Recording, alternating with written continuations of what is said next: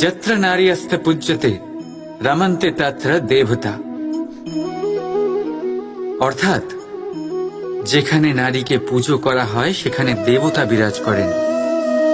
আমরা এসব মানি, কিন্তু পালন কতটা করি?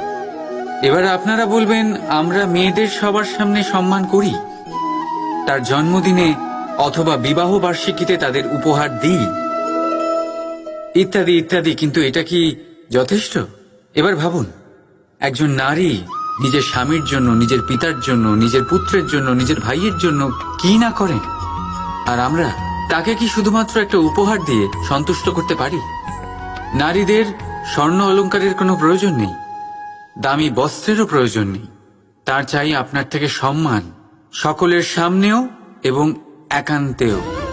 তার চাই আপনার সময়, আপনার স্নেহস্পর্শ, আর একটু চেষ্টা যাতে আপনি তাকে বোঝাতে পারেন যে হ্যাঁ, আপনার জীবনে ওনার স্থান আছে, সমান অংশ আছে। তখনই আপনি বলতে পারবেন, যত্র নারীস্তে পূজ্যতে রমন্তে তত্র দেবতা। রাধা রাধা।